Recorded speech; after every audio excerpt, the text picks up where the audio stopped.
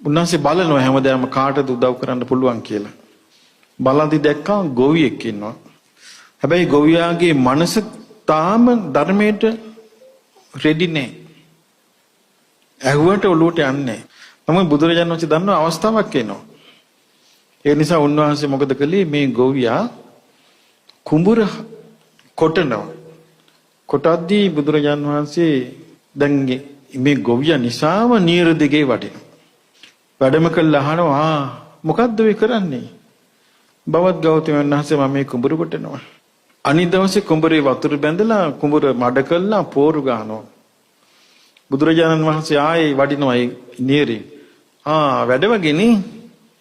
එහෙමයි බවත් ගෞතමයන් වහන්සේ මම මේ පෝරු ගන්නවා.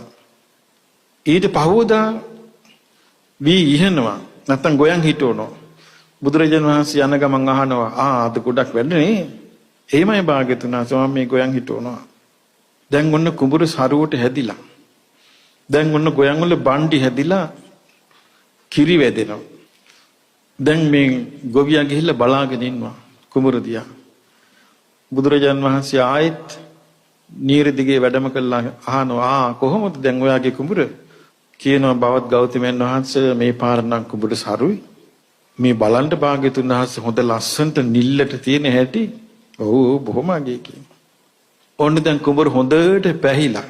මෙයා පැහුණු කුඹුර දිහා බලාගෙන ඉන්නවා. දැන් මෙයාගේ හිතේ, මෙයාගේ ජීවිතේ, මෙයාගේ පැතුම ඔක්කොම තියෙන්නේ කොතනද? කුඹුරේ.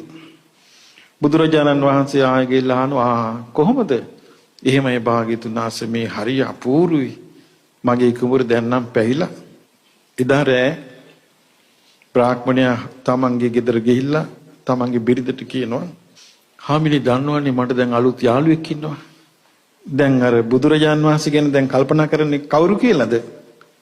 යාළුවෙක්. එයා දන්නේ තමන්ව බේර ගන්න ආපු තමන්ගේ ඉෂ්ට දේවතාවා කියලා. මගේ යාළුවෙක් ඉන්නවනේ. කවුද? ශ්‍රමණ ගෞතමයන් වහන්සේ. මං කුඹුර වපුරද්දී හැමතිස්සෙම මේ මාත් එක්ක ඇවිල්ලා කතා බස් කරනවානේ. ඉතින් කියනවා මේ හාමිනේ මේ පාර කුඹුර කැපුවට පස්සේ ඉස්සල්ලාම මට හරි ආසයි ශ්‍රමණ ගෞතමයන්ට ආරාධනා කළා අපි දාන පොඩ්ඩක් දෙමු. ඔන්න මෙයාගේ ඉස්තේ ආශාව. එදා හවස් වෙද්දී ආකාශයේ කළු කරගෙන එනවා.